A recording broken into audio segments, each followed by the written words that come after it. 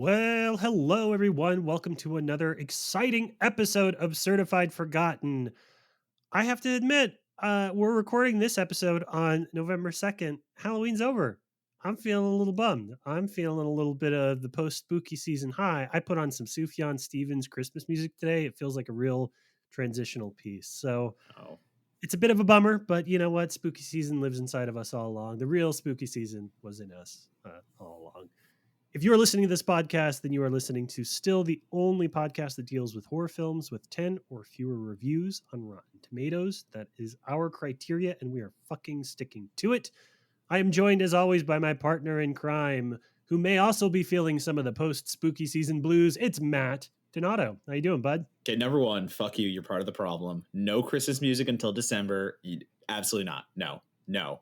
Bad monocle. Number two, I'm actually super stoked. Spooky season is over. I'm going to be out of character. I am so tired. I literally the last week and a half, I haven't watched movies. I've literally abandoned the idea that I have to watch movies all the time to keep up with things. And I'm like, if I watch a single other movie after doing the run from Fantasia all the way to Brooklyn Horror, all the way to Halloween, I think I might have just walked away forever. So I've been in a little little period of rest, let's say, that I'm now coming out of because once again, deadlines are a thing. So yeah, we're happy. We're in a lot of emotions, but at the same time, Christmas horror is coming back in full force. So of course we have things to look forward to. That's true. And I will, Donato, to the point that you made, I will point out that Christmas music is a year-round thing in my household. Those Sufjan Stevens albums find their way onto the record player, usually as early as March of the year. You disgust me. No. It's fine. No. Hey, I'm really excited about today's guest for a variety of reasons, not the least of which is the movie that they brought us. But I'm particularly excited because I got to meet our guest at the Brooklyn Horror Film Festival, which we were at last month. We had a really nice conversation, in particular about alien graphic novels. I'm sure that'll come up in a moment. But it was just it's the reason we do festivals like that. It was so fucking cool. Yes, we got to talk to Larry Fessenden, and that was really neat. But more importantly, we get to make cool connections. He humored me, but he seemed to really like Donato, so that was fine. But Donato, please, this is a great segue. Please introduce our guest for this week. Indeed, yes. You met this person at Brooklyn Horror. I have known this person for entirely longer, whether they were coming out to watch little movies we would program at a Brooklyn theater, dine-in theater, me and Eric Wilkuski, Mr. Torrani would come, or whether it was hanging with Ted Gagan, whether it was literally anything in New York City. I feel like I keep running into John. So our guest this week is Mr. John Torrani, 20-year industry professional, has done it all, jack of all trades. Mr. Torrani, welcome to the podcast. Thank you, Matt. And also thank you, Matt. I'm very excited to be talking about this movie. I feel like I was the only American person to have seen it for a weird period. And I've been telling as many people as I possibly could to go see it. And no one really has seen it. So I'm hoping that this podcast brings some more attention to the film Outpost. So I'm very happy to be talking about this movie. Before Monagle does his thing, I do want to say this has been on my list for a little bit. So I guess I'm in the right circles to say where they have had the same enthusiasm as you, John, and I've actually been dying to cover this because I hadn't seen it yet. We'll get into that later. So very happy you brought it, but also you're not alone. Don't worry, there's others out there. Yeah, we are always the most excited, I think, when listen. The podcast is designed to shed a light, particularly on films that have kind of fallen through the cracks of the festival scene, right? Like stuff we've seen at previous versions of festivals like Fantastic Fest and Brooklyn Horror. But the DTV scene, especially over the last 10 years, kind of fucking rules. And it's nice whenever we get to go take a look at some of those films too, because those don't always get the light of day. Those don't always get the same sort of shelf life, even as some of the festival films, because they don't have the same cachet. They didn't play at a Fantastic Fest. There aren't people that said, "Oh, I saw this on the big screen." Everybody's just sort of like, "Yeah, I rented it for $3.99 off of iTunes or whatever 10 years ago." There's not a lot of mystery or aura to that.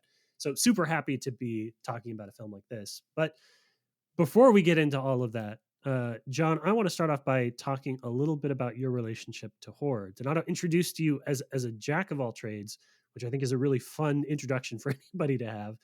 And I'm kind of curious, when you were in your early relationship with the horror genre, were you always somebody that said, I'm going to be on the other side of the camera? Like, as you were growing up watching movies, were you like, I'm going to do shit, I'm going to be part of making horror movies? Or were you just like, oh, this is really cool and I want to like enjoy more of them? Yes, I've always been interested in the process, and there was going back to the early '80s because I was born in '80.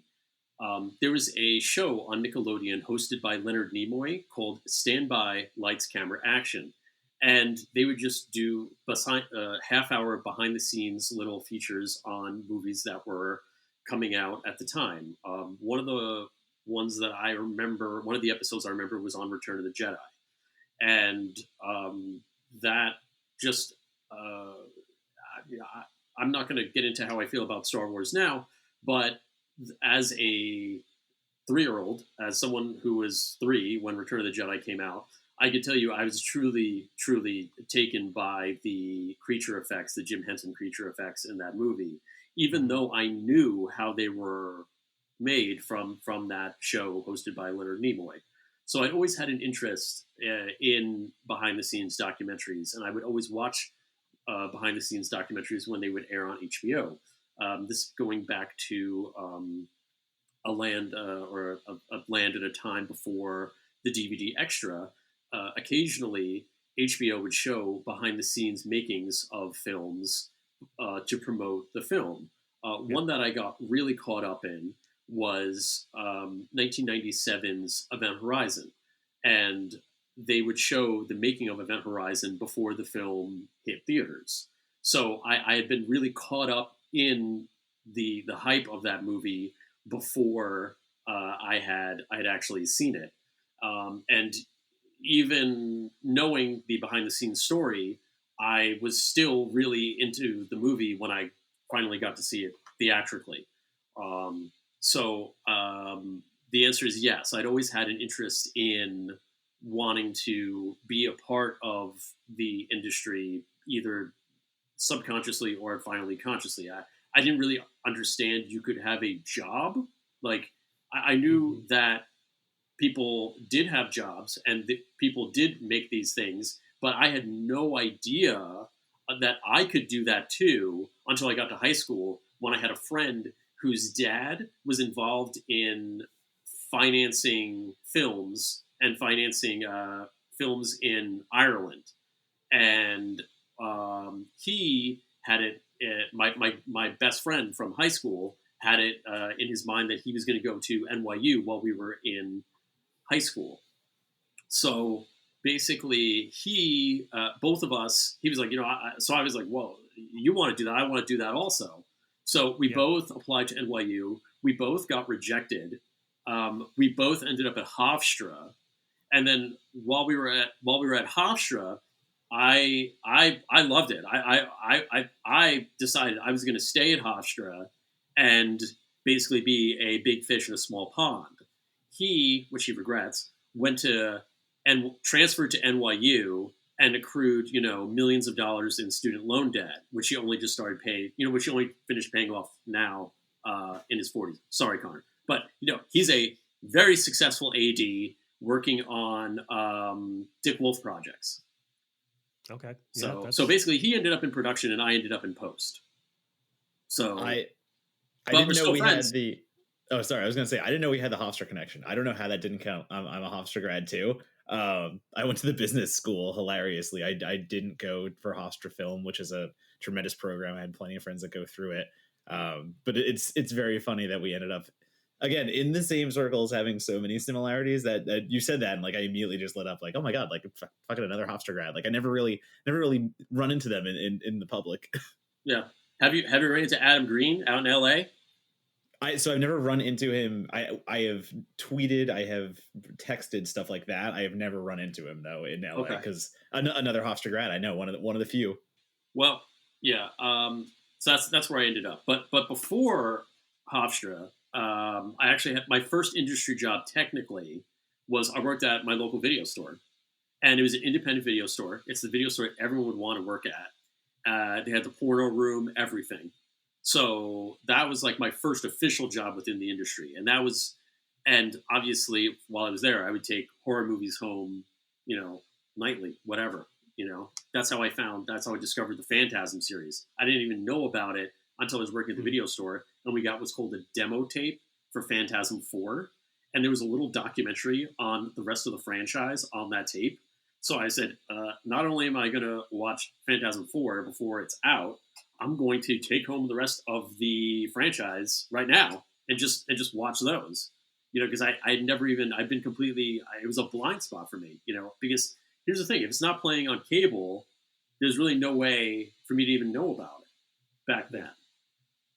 So it was, the video store was like a kind of a real life changing thing for me. And it's something that basically a lot of people talk about, and it really is why I have my love for physical media. And one thing I will talk about on every podcast is I will talk about the importance of physical media.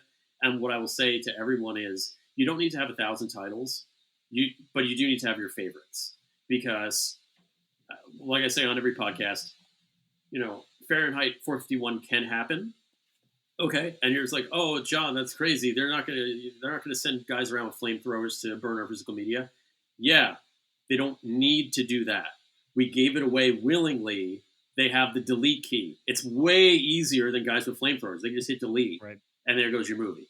So, anyway, the video store helped me have a great appreciation for physical media. And you can't see it now, but in the next room, going that way, I built my own like little video store. So I have shelves that I Nice. custom made for my VHS tapes. So they just come off the wall just enough for the tape to fit. So a lot of them are actually from my video store. So It's not lost on me, John, when you're talking about formative experiences. You've mentioned Phantasm. You've mentioned yeah, Event Horizon. yeah, I'm only hearing horror. So was right, it sort of? And I know you're catering to the audience here. yeah. It is a horror podcast after all. But was that always the genre that, like, from the beginning, that was the one that stood out to you? No, and that's kind of why this movie is so special. So, my parents, I'm going to go back to my parents real quick. So, they kind of had weird rules that some of them were, written, some unwritten, about what I could or couldn't watch. What I Hmm. couldn't watch was very, very limited. um, I got to watch a lot of things that I probably shouldn't have been allowed to, and that kind of it's not horror, but it's horror adjacent. That is how I got my love of true crime. Was basically, well, it's a real. If it was a documentary, I was allowed to watch it. Didn't matter if it was about the Holocaust. Didn't matter if it was about David Koresh. Didn't matter what it was about. Little John was allowed to watch it if it was like a real thing, or if it Faces was of Death. news, Does I was that allowed where to did? watch it. Okay, Well, all right.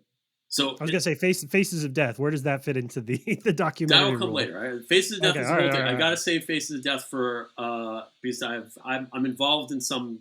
I may or may not be involved in some things involving that that may or may not be happening next year that I can't really get into. That's a story. Faces of Death is a story for another day. But as far as my true crime love, that stems from me being a little kid. The second thing that I was allowed to watch, no matter what, doesn't matter if it was rated R, it didn't matter. I was allowed to watch war films because my parents Hmm. love war films. And my parents love films in general. They just hate the multiplex. So they'll go to the theater, but it has to be an art house. They don't like multiplexes. So therefore, they're not going to take me to I didn't go to a multiplex until a babysitter took me. My parents wouldn't take me to the multiplex.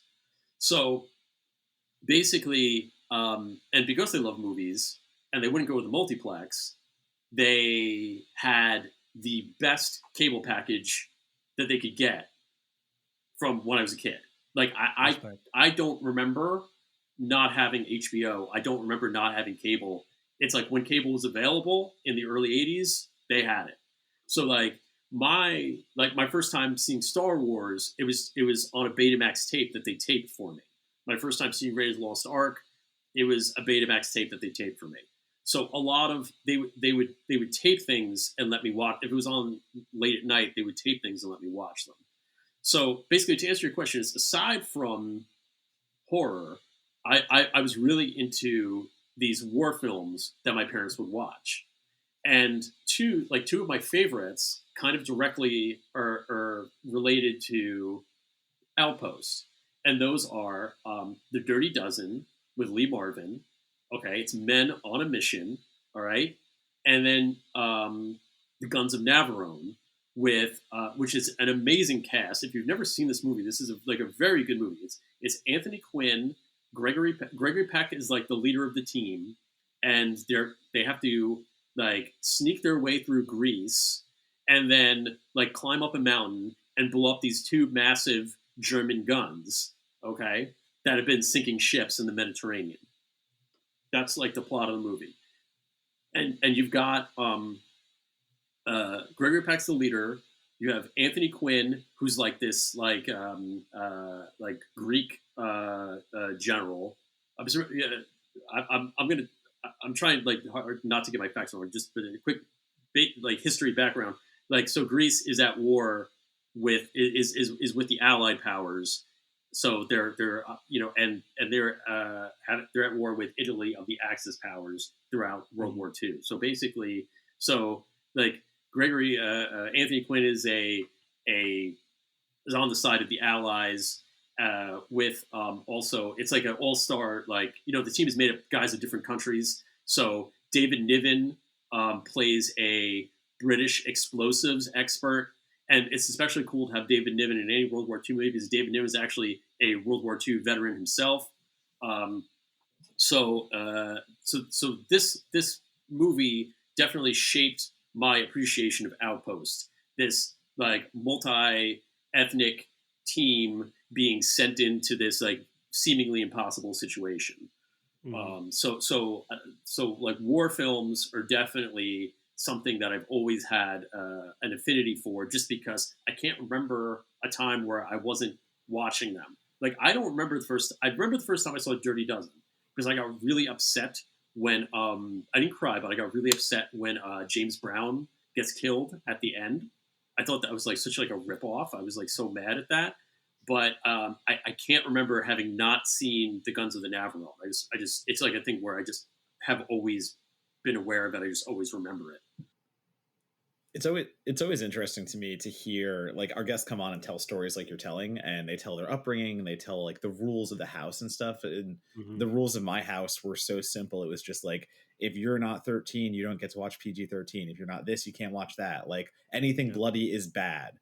So like I just find it really interesting to hear like your upbringing was, because we've had people come in and say, oh, I got to watch all the weird horror movies that were about supernatural shit and unreal shit because as a child, I could look at that and my parents could know I could look at that and say, oh, well, that's not real, so that's not scary. Where like I love it's the reverse, where your parents were just like, well, it's real and the real world is fucking horror. So like, yeah, you need to see this.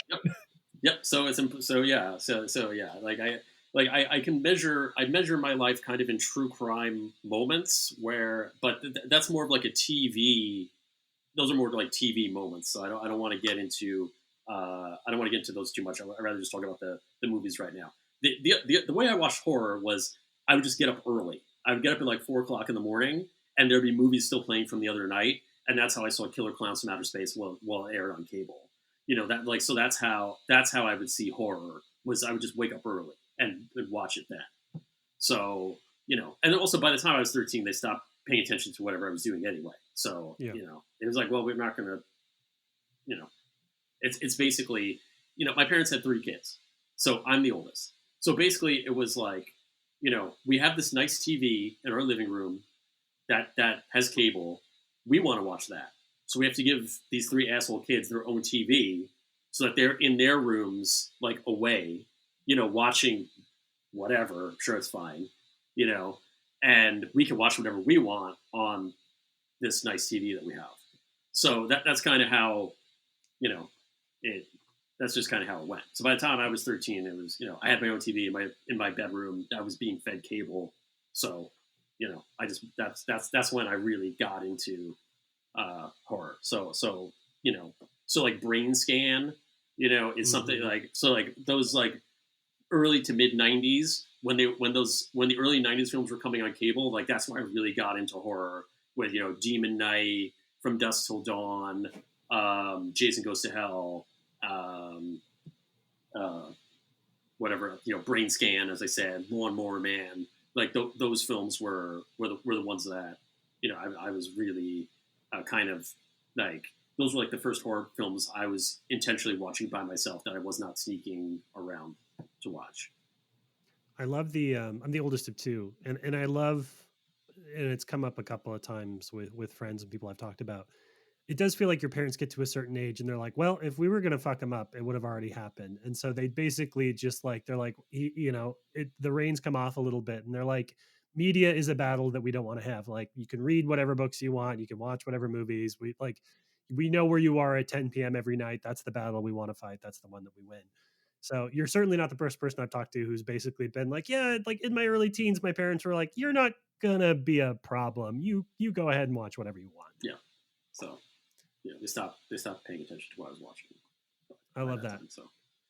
And I'm curious too, because you talk about getting really into horror. A lot of the um, lower budget or cable stuff, there's sort of that joy of filmmaking that comes across the screen a little bit more. Where like, I always think of, maybe it's a weird analogy, but I always like to think of kind of like the horror audience as being sort of similar to Magic fans, and that like they like being uh deceived. They like watching a magic trick happen and be like, oh my God, that was amazing. But they also want to fucking know the mechanics of it too. Sure. Like, they're people that want to like be able to go do that. Yeah. Was that an experience that you had? Was like the notion of, especially because you're a behind the scenes kind of guy, the notion of wanting to figure out how some of this stuff was made on screen, and understand that conceptually as part of your enjoyment of the film? It's difficult for me to say. There was never an effect. It's kind of like almost like a chicken and the egg kind of thing, where I uh, I never watched something and said, I wonder how they did that. I need to see the making of. But whenever I would watch a making of, I would always be really impressed with whatever it is they did to make the effect. Like another thing that HBO would play was The Abyss. So I remember watching the making of The Abyss, which is a massive, massive undertaking. And it was funny because while I was like in the market, while The Abyss was being marketed and stuff, I never once said, I wonder how they made that. I would like to see how they made that. But once it was put in front of me, I was enamored by it. So I don't know if that answers your question or if that makes sense. But now for me, I do seek out making ofs and just for my own personal knowledge. Now I say, now that I'm in the industry, I am now more curious about that. At the time, I didn't really think about it. I just kind of appreciated it at the time. And I know that you picked this movie. You talked a little bit about your love of the horror genre because of your parents, Yes. or sorry, of the war genre Yes. because of your parents. Yes. Picking the movie that you did today, which we'll get to in just a minute here. I'm curious how that particular intersection, because I've always been a big fan of like soldiers versus monsters. That is the best and the most often not. It doesn't love me back. It very rarely loves me back. But if you want to pitch me on a movie and you want to get my butt in the seat, tell me that it's soldiers versus monsters. Like my favorite trope since the first time that I watched Aliens. How has that experience been for you, seeking out movies like that over the years? Because there's some really good ones, but my God, there's some really bad ones too. Yeah, it's been interesting, and I'm trying to get it. This is kind of a they're definitely hit and miss, and I think a big part of it is having an understanding of the military. And I think a lot of people get into it without having that understanding, and being that I got into military films first, and that's I'm also a like I'm trying to decide if I should get into this part of it now. Let me just answer your question. As far as military and horror goes, they've definitely been hit and miss.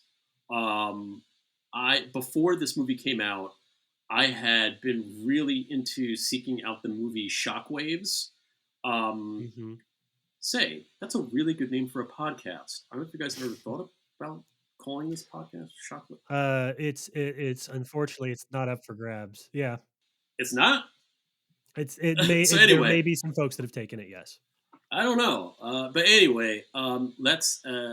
There's this. It's directed by Ken Weinhorn, who directed Return of the Living Dead Part Two, and it's basically about about a guy who's on this kind of marooned himself on this island, and these people show up on the island and they disturb this wrecked ship, which housed these basically German submariners who were experimented on so that they could stay under water indefinitely.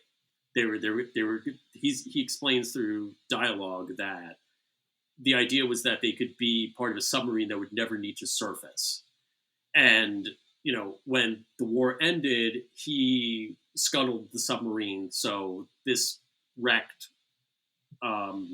this shipwreck off this remote island housed these undead submariners, and it gets disturbed by these people on vacation or something, and then the soldiers come out and they kill everybody.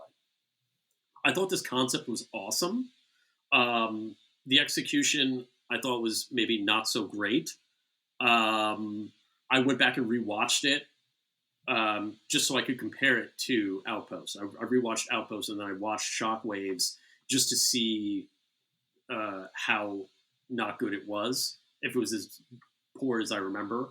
And it was better than I had remembered it. It's not terrible and unwatchable. It's just not great. It was a good concept, but not executed very well.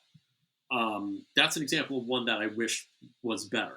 But one that I do think is great, and I think is a great companion piece to Outpost, is Neil Marshall's Dog Soldiers.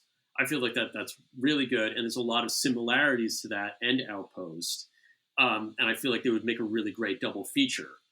Just like the siege aspect of them, both are by British directors, and I think both are really good. So it really depends. I mean, nothing is ever going to top Aliens. I wrote a note about Aliens saying that's probably the best military horror film, and I don't think anything will ever top it. Unfortunately, I mean, there's definitely room for a really, really great military horror, and just I feel that there are some really good concepts that just people haven't executed well. I think the absolute coolest thing would be if someone made a Reanimator movie set during the Civil War, from which the H.P. Lovecraft story was actually written. I think that would be like the coolest thing in the world. I think I think if it was thrown back to the Civil War, I think that would be absolutely awesome. I think a Texas Chainsaw film set during the Civil War would be like the coolest thing in the world. But anyway, there has not been since aside from Aliens, there's nothing will ever top it. But I am always hopeful. Will always give everything a shot. I think there's definitely a lot of potential out there, but nothing has really come close to Aliens. Well, I love you bringing up Neil Marshall because as you're saying that, I'm thinking about other military horror movies. Number one, there is a Civil War zombie movie called Exit Humanity that is actually pretty dope. And if you've never seen that, it's just a very fun way to do zombies during the Civil War. Fucking bang on. But going back to Neil Marshall, I think of two examples recently for me that highlight the highs and lows of military horror movies. And like the high being Overlord. I think Overlord is that was good. Yeah, like tremendous way to do a war film that is also a horror film. It's all intertwined. You care enough about the military aspects in that film, and the filmmakers actually do put so much effort into like making you feel like you're in a war movie that is overtaken by this, again, kind of Lovecraftian, a little bit like horror film. And then you have Neil Marshall's The Lair, and it's one of his recent collaborations with Charlotte Kirk, and just god awful, absolutely dog shit. And it's because you're watching this movie that in no way feels like it gives a shit about any military in any country, like you're watching this and the characters are dressed in clothes that like military like tacticians would never wear. They're saying things they would never say. They're doing things that actual like professionals would never do. And that is such a sticking point for me where like if you do want to do an Outpost type horror film that involves military characters, like you have to do the base value knowledge. Like my roommate always comments because like growing up she did ROTC and stuff like that, and you can tell immediately whether a filmmaker knows what they're doing if something like a beret is on correctly. And like she made the joke on looking at the Outpost poster being like, oh look, the beret's on, they actually know what they're talking about. But so many movies can't even get that little detail right. So that's the thing, like you see so many military horror films these days and so many of them just don't care to do any work to make it look like it's actually militaristic and it cares about that. And that's really sad about Neil's movie because Dog Soldiers I think is so good. I feel bad that that movie is not good. I wish he would make movies more like The Descent and Dog Soldiers and less collaborations with Charlotte Kirk. Let's just put it that way. And Doomsday. Yep. But yeah. Anyway, so should I tell you guys about how I first saw Outpost, because it's kind of a funny story. Let's actually, we're going to take a quick break, and then when we come back, John, we're going to dive right into that piece too. So stick with us. It is time to talk about Outpost. We'll be right back.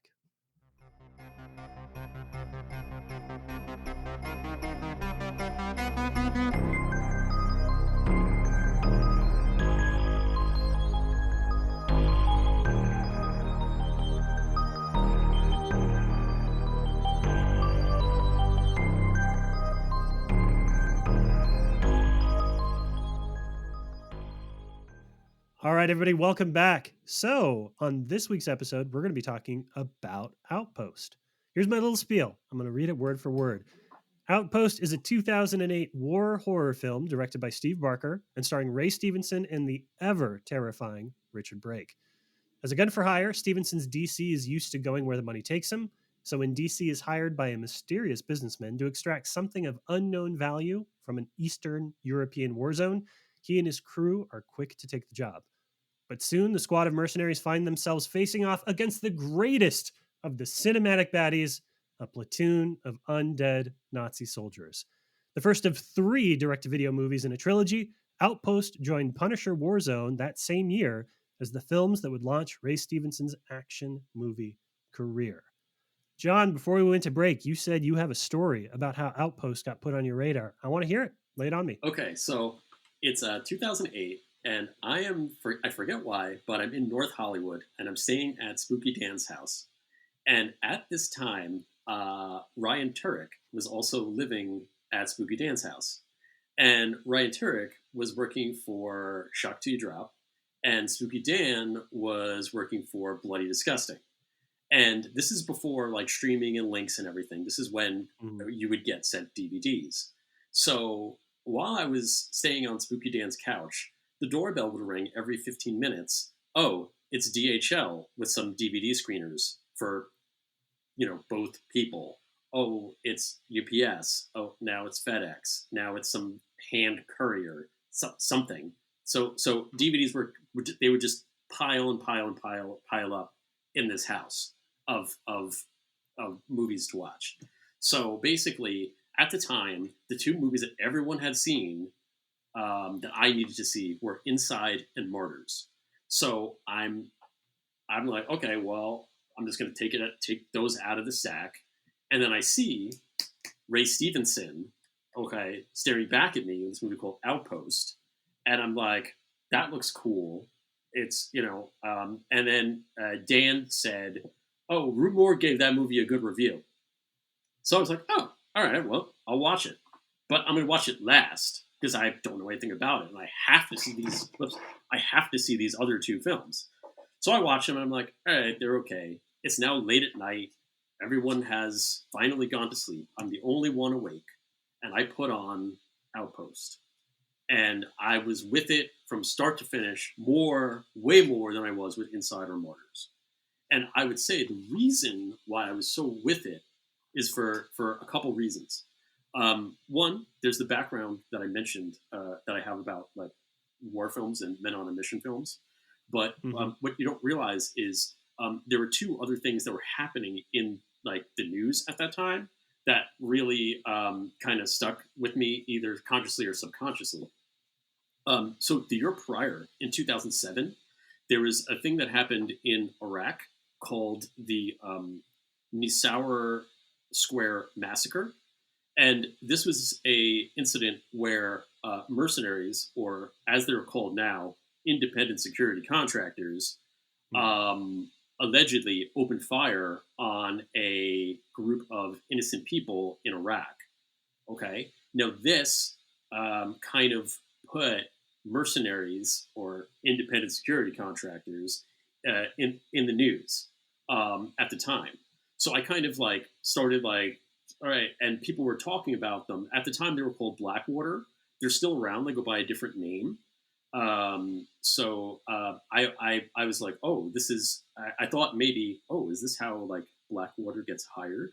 Because the movie opens with Ray Stevenson in a bar getting hired by a business guy. Um, it's way easier to hire mercenaries than that. You kind of just go to their website and you hire them, So like that's but I'm sure mercenaries do get hired in bars too. But like I was very interested in like the world of independent security contractors, um, simply based on because of the situation that was happening in Iraq at the time. Yeah. The second thing that really caught that is mentioned within the movie, that was happening at the time was CNN put out a documentary called "Scream Bloody Murder." It's directed by journalist Christiane Amanpour, and I had probably seen this right around the time that I watched Outpost. And what this documentary is about, it's about all the incidents of genocide that have happened in the world since World War II. And when in Outpost, when they finally get to the bunker, there's that part where and they see all of like the bodies stacked up. Hmm. The assumption is that these were part of ethnic cleansing, which is covered in that documentary, Scream Bloody Murder. So I was familiar with this situation that happened in Bosnia in the early 90s, where basically there was a what they called ethnic cleansing, where as Yugoslavia was breaking up, there was infighting and then ultimately a genocide of Muslim people in Bosnia. Um, a European history teacher would say I just completely like gave an oversimplification butchering of that. Yeah. But for the purposes of this podcast, that's all you need to know. So having been aware of that, and mind you, I didn't read any of the back of the DVD. I just kind of put it in. I was like, oh shit, how is that playing into this movie? So again, that like drew me in further because at this point I didn't know that it was about that there was like a supernatural part of it even necessarily. I was just kind of watching the movie, like wondering how ethnic cleansing is going to play into this DVD that I found in Spooky Dan's house. So uh, this again all kind of led to my appreciation for the movie. So I'm with the movie with these like two kind of recent things in my mind, wondering how they factor into the film. Um, so yeah, that's basically how I saw it and why I got into it as quickly as much as I did. It is like compared to a lot of films, one of my favorite tropes in any kind of like war horror film is the purgatorial nature of it, right? Like so many of these films play up the idea that there are characters that are in some sort of limbo, real or imagined, where they're kind of grappling with the sins that they committed. In a lot of times, it's dealing with like American soldiers and the sins that they committed that was in the name of war, and they were following orders and whatnot. I was struck, specifically, John, to the history you're talking about, at how many of the conversations in this film are the characters talking to each other about how like just straight up damn they are, how Yes. how all of them have committed terrible acts and are Yes. definitely doomed to hell. And Richard Brake has that really great line So about good. burning twice. Best line in the Like movie. it even by the standards of the subgenre of films, this is a very fatalistic like war or horror movie. Well, and that's what I like about it. Is if you have somewhat knowledge of history, you find a greater appreciation for it. Like the African guy, I almost feel like people would be reluctant to put that character in a film now. Um, but that's another, again, like that's also mentioned. The genocide in Rwanda is covered in that documentary, which I just seen prior to watching Outpost. So hearing the experience of that guy and being a child soldier and killing someone for the first time at the age 13, again, it to me, it gave me just a greater appreciation of the movie. And I don't think a lay person or someone that isn't as familiar with those type of things would appreciate the movie. And that's ultimately what I feel is why Outpost really doesn't have the same audience that say Dog Soldiers is because they make these little references that I think a lot of people just either miss or don't understand or really get or understand what the basis is in history. Um, I would really like to see Steve Steve Barker. I've really want a nice special edition of this movie with interviews and commentaries where he can explain, because I'm sure there's more stuff in it that I don't know about, because I don't pretend to know. I'm not an expert on European history or world history, so I'm sure there are things that I'm missing that are in the movie. Um, and it's really great that you bring up Purgatory, because that's basically where these undead German soldiers have been existing since the war ended. And this is something like that I think is actually cool about the movie, but I think a lot of people may or may not like.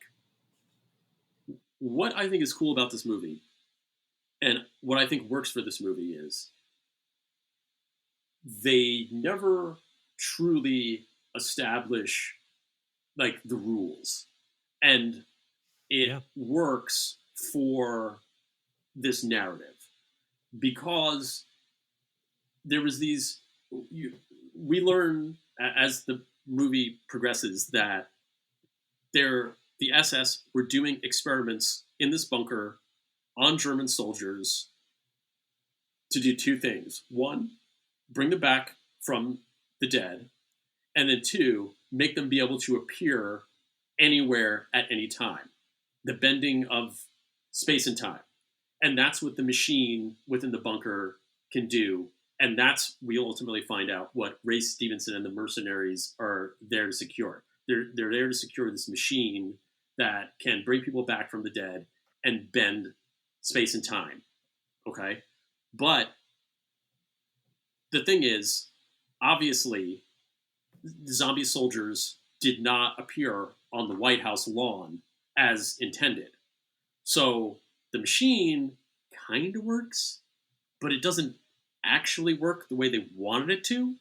Yeah. So you never really know, well, they're kind of stuck there so they can appear and disappear. But then there's the scene where one like kind of pops out of the ground. So that to me leads me to believe like he got transported wrong and he got stuck in the mud and then he like came out of the mud, because he didn't show up where he was supposed to. So I like the idea that it works, but it half works. It's a subtle thing. I don't know if it's actually intended by the filmmaker, but that's my interpretation of it. So you never really know how you can kill them. You don't really know if turning it on or off. Is it on all the time? Do we have to turn it on to make them go away? Do we have to turn it off to make them go away? Do we turn it on and back off? Does it need a restart? You don't know. And I think that is what works because the characters don't really know. And you get the idea that the people who built it don't really know either and didn't really know. And that's kind of why we're in the situation that we're in. because it kind of worked, but it didn't exactly work the way we intended. Similar to Event Horizon, as we mentioned earlier. Mm-hmm.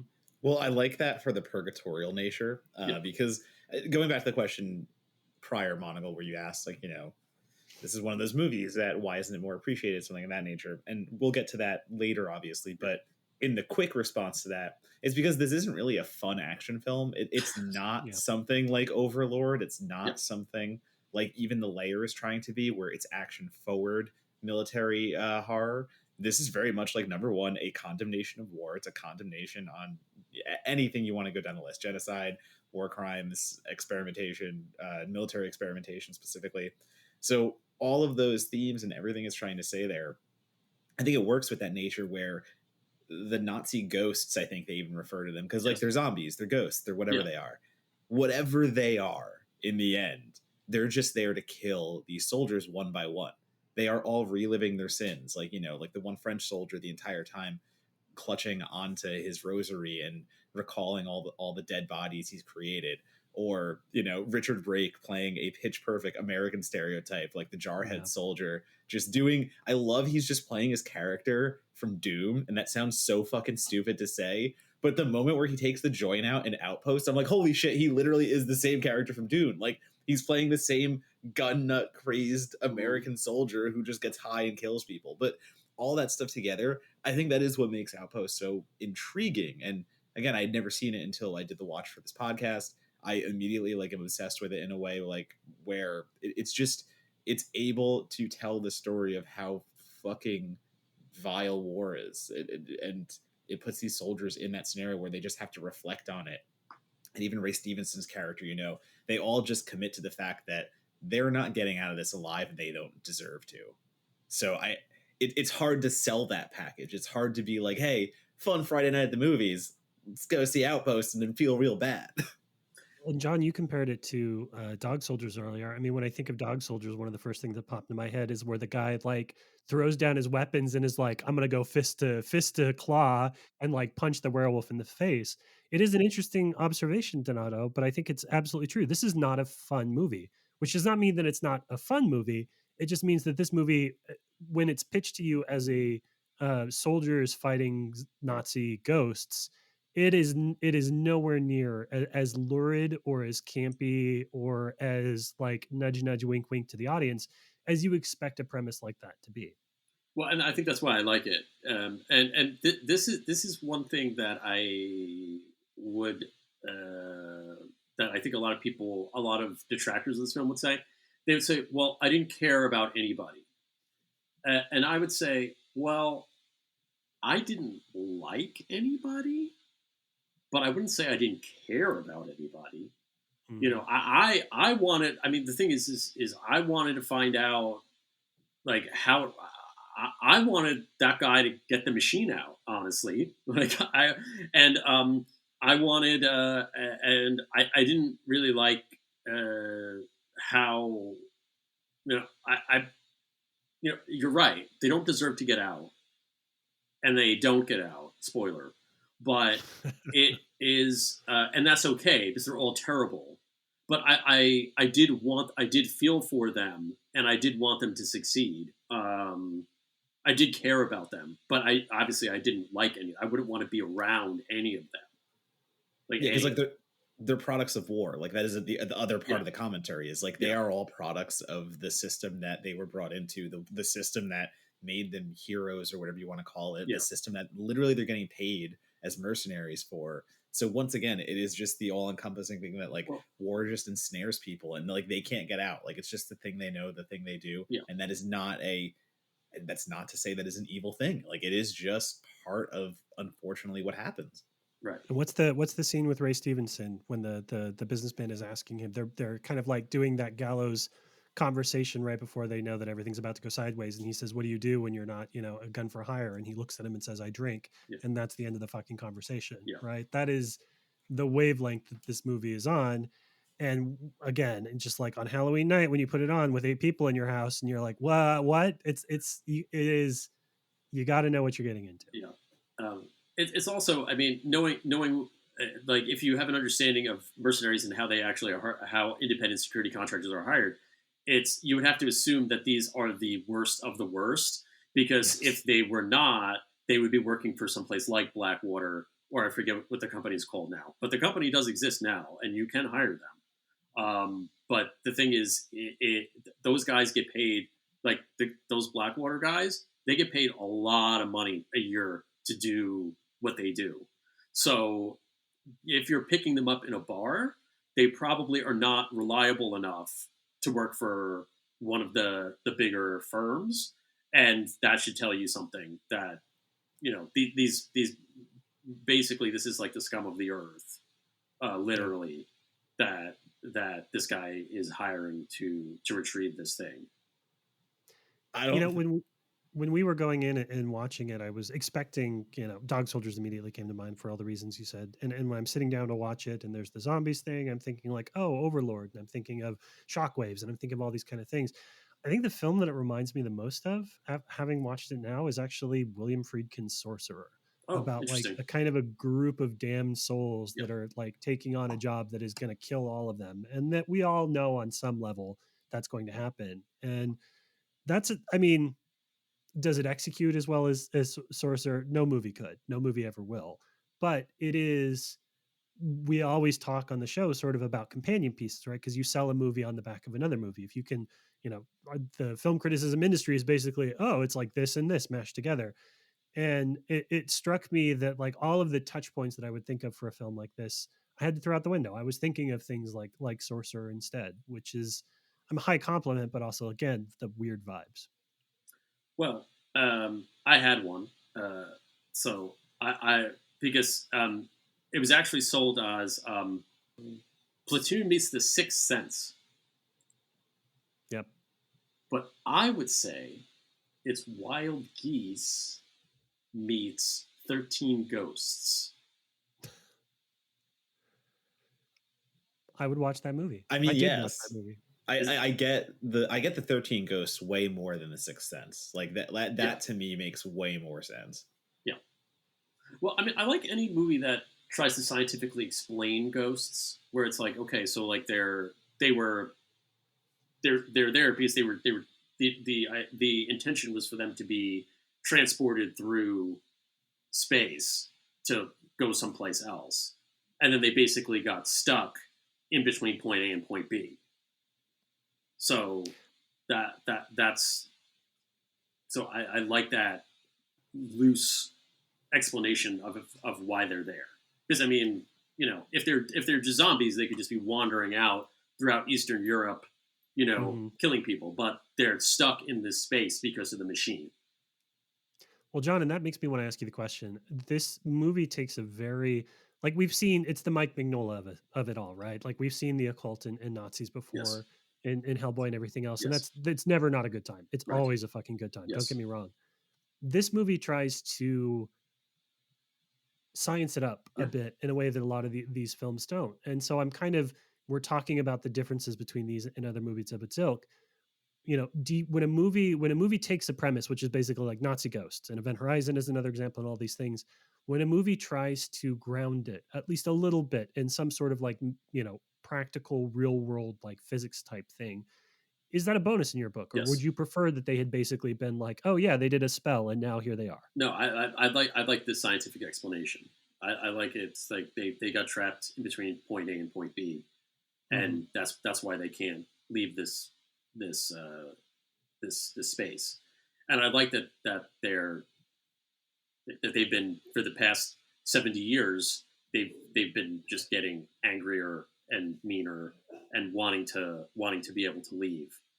So I think the idea that they're also like tortured in a way, is really, to me, it's bad guys versus bad guys. So I really to answer your question, yes, I like having some sort of scientific explanation, um, because um, I don't know that to me makes it a little more, like I said, going back to me being allowed to watch anything that was real.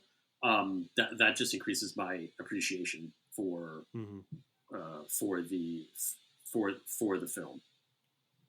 Yeah, like the no explanation is for the fun movie. The no Yes. explanation is for the movie that you're looking at everything else. You don't give a shit about the story because the Yeah. kills are good or the Yes. characters are goofy or it doesn't matter. This movie needs a little more than that. This new movie needs something, I'm not going to say grounded because obviously a machine that vibrates people into fucking ghost form is not totally grounded. But when you do get deeper new explanation, like it just adds that little bit more to a film that is more serious. Like this isn't just a hey, here we are, Nazi ghosts, people die. We no, this is dark shit. And like it is just it's claustrophobic, like the setting itself of the bunker, you are just trapped underground, it's subterranean, it's all these like things that are weighing down on you. So yeah, it just enhances that flavor. It just makes you feel that dread and that ick. And sometimes it feels good to feel bad. I like feeling bad. I like feeling bad. I'm just going to admit it. That'll bring us to kind of the last thing that we talk about, but I want to bundle this a little bit too because I think we haven't really talked about Ray Stevenson specifically. Yes. So, the last question we always ask our guests is, how does this find an audience? How does this earn sort of a little bit more cachet and become at least a cult icon to a certain subsection of war horror fans? And John, I want to ask you that, and I want to bundle the question about Ray Stevenson too, because we lost him this year too Yes. early. His career as an action icon was unfortunately cut short. How does this become a movie that people look to? But also, does this has this been a little too forgotten in Stevenson's oeuvre of films as well? He has quite a impressive body of work, especially if you're a fan of a certain type of film. And I feel like this one probably deserves more recognition as the beginning of his film career too. Yes. I can actually. I'm really glad you brought up Ray Stevenson. I've met Ray Stevenson while he was out promoting Kill the Irishman, and he was an Mm, absolutely just lovely man. Just really, just very enthusiastic. I think he's a great actor. I really loved him. I really loved Kill the Irishman. I loved his performance in it. And after we got done talking about Kill the Irishman, I asked him about this, and he really enjoyed being in it. He really likes the movie. I told at the time the sequel hadn't come out, and hmm I told him, but I knew they were making it, and I said I would really like it if you were in the sequel, even if it's just for 2 minutes as a zombie. And he said he loved the movie, and he said he would even he said if they asked him, he would do that. So I don't know if he's not in either of the sequels. Um, uh, I don't think the sequels are as even remotely as well executed as the first film. Um, they're definitely closer to say an Overlord, and I definitely because there's such a tonal shift. I do not enjoy them or recommend them. mm. I got them as soon as I could because I had no idea. I assumed that they would be following the the same tone as the first movie, but they unfortunately don't. At least unfortunate for my taste. Right. Um, Yeah. but yeah, Ray Stevens was a really great person, great actor, and I feel bad that we're not going to get more stuff from him. Um, but yeah, he's a definitely a nice person, and I felt bad when I learned that he passed on. Yeah, it's just the fucking presence, man. It's just you get an actor like Stevenson, like when he just walks into a room in any of these scenes, it just exudes that kind of like military gruffness, and it's hard, you know, badass is one of those words you want to say, but again, when we know who these characters are and what they lived and what they're like dealing with, he just Yeah. does the face so well of I am here to do a job. I am in pain. I am absolutely gonna kick some ass, but at the end of the day, like there's a lot going on here. Like, and he just conveys that, and he's done that so well, like across the board. And just he made such a career of playing that kind of stoic, brooding, just manly man. And to say it that way, whatever. But that is the persona that he like embodied. He did so well playing those characters, and it works well here in Outpost. He plays the team leader. He plays everything about that so well. And yeah, it's like, God, so many more movies that he could have just kept cranking out, and that is so sad. But to me, how do you get Outpost in more eye sockets, whatever you want to, however you want to phrase that? That was obviously the way that Yeah, we yeah. all Well, phrased. I have an answer for that. Earlier in the podcast, I talked about my appreciation for physical media. Well, I also mentioned how when I was at Spooky Dan's house, DVDs would come to the house, at physical DVDs that would just stack. Some would get watched, some wouldn't. I Mhm. think what's great about streaming is that when you hear about a movie, you can just go home and instantly put it on. There's no waiting for it to show up. There's no going to the store. Do they have it? Do they not? Is this the version I want? Whatever. The great thing about streaming is that it's instantaneous. So what I would say is I would love to see Outpost on, say, a Shutter or one of these other platforms. And I think especially now's the time that we lost. Unfortunately, now that we lost Ray Stevenson, I think people would just check it out simply based on his name. So I would really like to see it come to a streaming platform soon. I don't know if he had anything else that was yet to come out, because wasn't he on like a Star Wars show or something? He has a few films that are in, one film in particular that's in post production, and a few other projects I think that are making their way or have already made their way to distribution. So he wasn't he wasn't like a Tom Sizemore where he had like bit parts in like 14 different films and they're just going to sort of trickle in over the next 4 years. He had a few projects lined up, and I think that was it. Okay. Well, I hope that someone will piggyback off of one of those and put Outpost on Shutter at the same time that one of those movies comes out, so people can just can at least see it. And I understand that it's not for everybody, and other people have different life experiences than me, and my life experience definitely shaped my appreciation for Outpost. So I hope that people at least just give it a shot. And I mean, you know, the worth, I mean, it's better than Frankenstein's Army. Okay, I Yeah, don't care what anyone says. It's better than Jesus Frankenstein's Christ, Army. I hated that movie. Whack as hell. Whack. I will say, like, I like to do the double bill. It's like, how do you get people to watch something? Well, pair it Yes. with something that'll work alongside it. And I know it is a very different type of film than, say, an Overlord, but how I would try to get people into Outpost is honestly, I think show them Outpost first with the promise of Overlord after, because you watch Outpost, you're able to appreciate that for what it is, but then you show them Overlord, you get them to end feeling a little more entertained and fun, and have that feeling, like, let Outpost kind of cheat and piggyback off that feeling, and all of a sudden, like, I think those work together, even though they're kind of at odds with one another tonally.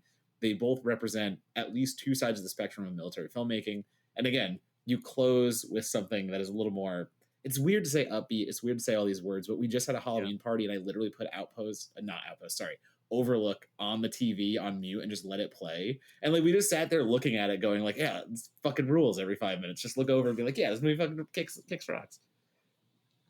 Yeah, and I will say that Outpost is streaming on Tubi, and its sequel is streaming on Tubi, which is the good news. The bad news, John, I think you're absolutely right. I think that this needs to have an element of curation to it. Tubi is a platform we love. We love Tubi. We talk about how much we like Tubi all the time. But when you take any kind of a streamer, especially when you're talking about direct to video movies, they're just sort of all there. And the onus, the burden is put upon the audience in order to figure out what are the good ones and what are the not so good ones. The beauty of a platform like Shutter, the beauty of a platform like Criterion, which is continuing to do more and more with 90s and 2000s horror, is you are able to create um, that double feature, that triple feature. You're able to vibe watch. I go through periods where I really want to watch like a bunch of war horror movies in a once, and I'll go watch Overlord and Dog Soldiers, and I'll even watch the James Badge Dale Netflix Spectral, the Netflix movie from a few years ago, and I just want like all of these things that I can watch. I think Outpost is a movie that might be a hard sell by itself, but it is a film where you get people thinking about, I want to watch a series of movies that fall under same themes, war and horror, Nazi shit. you can make that happen a lot easier if you put it alongside of some other films. And so I think both of you are absolutely right. Like, it needs to be showcased. It needs to be held up a little bit. It can't just be like a procedurally generated title card that shows up when you're like flipping through screens. It's just not going to do it any favors. You know, anybody see the other movie by Steve Barker, Resort, with a Z? No, but I kind of want to. It sounds good. Yeah, I'm not I'm gonna lie. It curious sounds a about little it. good. Wait, the literal. Oh my god! It's about. They tried to say it was like Jurassic Park, but with zombies. Yeah. I That's a have. big Yeah. game. Okay, yeah. Yeah. It's not. Unfortunately, not good. I remember that one because it's Yeah. Resort with a Z, and it's billed Yeah. as like Jurassic Park with zombies, where you can go to this resort where there are zombies caged up, and they get Yeah. like fun concepts. Did not work for me. Okay. I trust you. I trust you. I don't, Donato. I'm gonna go watch this movie this weekend. Fucking do it, you fucking whatever you are. Nothing makes me want to watch a movie more than Donato saying he didn't. That like actually it. is fair. There's the fucking God's honest truth. That it actually does track with the types of movies that I enjoy and that you Correct. enjoy. But this is not Sauna. I hate to break it to you. This is not Black Coat's Daughter. This is not Hansel and fucking Gretel. Nothing will ever be. That is our episode on Outpost. It is streaming on Tubi. Don't confuse it with the Scott Eastwood one, which is also pretty good. From a few years. I think that came out in 2020. Also a good movie. It has absolutely nothing to do with this one, other than the fact that there are soldiers. Don't watch that one on accident. John, I want to say thank you so much for coming on the show. It's been really great to talk to you about this movie in particular and kind of your love of war and horror and how those two things came together. I want to give you an opportunity here to talk about as much as you can, projects, things that are in the pipeline that people want to look out for, anything that you feel comfortable sharing today that you can be like, here's a thing that you might want to go check out. Okay. Well, if you're a toy fan, watch the History Channel show "Toys That Built America" that I'm currently working on right now. It's a really fun show if you like toys, if you're a toy collector or whatever. And then, if you haven't got it already, pick up the Arrow Video Empire of Screams box set. The first one sold out. The fancy one in the fancy box with all the fancy shit sold out. But if you just want the movies with all the extras, they're taking pre-orders now for a second pressing of Empire of Screams. I worked very hard on the Robot Jocks extras with Heather Buckley. I've heard people say that box set is their favorite piece of physical media. Do not sleep on it. If you're an Empire fan, it is must own. And if you passed on the first one because you didn't want the fancy box, you don't have room for a fancy box or whatever, definitely pick up this second pressing, which is just in a regular case with just the discs. You will not be disappointed by the extras that we put together for that set. Awesome. And if you have any good comic book art that you want to sell, John, you should reach out to them on social media. That's too. true. I do like to buy things, so if you happen to have any screen used movie props, I'm interested to see them. But obviously, I specialize in Robot Jocks and Empire related things. Or if you have any comic book art, I'm always interested in purchasing comic book art, particularly if it's horror related. Anything Jason Leatherface versus Jason, Dark Horse, anything like that. I'm always interested if you need some cash and don't want to pay the auction house fees or taxes. Did you see that they were doing a special Halloween discount for Harrow County? That they had all of the original artwork from that the Dark Horse graphic novel series. They were selling like a big bulk thing. Yeah. If you haven't read that, it's gorgeous. Absolutely. I have not. I have not read it. But I did happen to catch that. I saw that really cool. That they were offering a discount. Strongly recommend Harrow County. That's going to be my pimp. Is just the thing that I promote is everybody go read Harrow County. That's a really good comic book. Donato, what do you have in the pipeline from your week off? I don't know, man. Just at Donato Bomb on Twitter, Letterboxd, Instagram, Blue Sky, TikTok sometimes. All those places follow me. I have trickled the final reviews from festivals out. We are now focused on the end of the year, so that means less writing, more awards screener watching, but I will have features still coming out, plenty to talk about Best of Horror for the end of the year.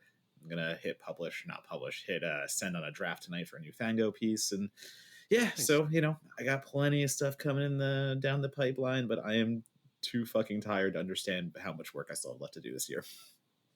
I love that. You can follow me on just Blue Sky. It's Monocle and then the whole chart string that they do. I got some horror stuff coming up too. I'm lucky enough to be working on the playlist top horror films of the year list again, where I'm spending a lot of my time arguing that Cobweb belongs on that list. We'll see if I win that particular battle or not. I'd also encourage you to follow Certified Forgotten across all social media. Visit certifiedforgotten.com. And hey, since the last time we recorded an episode, we have a brand new Substack, which we're using just to basically cut through all the noise of social media and bring our new articles directly to your inbox, make life a little bit easier for you, maybe give you a little insight into what it takes to own and operate an independent horror site in the year 2023. John, thank you again for joining us, man. We will definitely have to have you come back. There's got to be other war horror movies we can talk about with you for sure. Well, there is something else I wanted to do, so we'll do. Yeah. We'll do. It's not war, but we could do it. I love it. We'll do it. All right, Donato, take us out with something weird. Dead Nazis, best Nazis. Love it.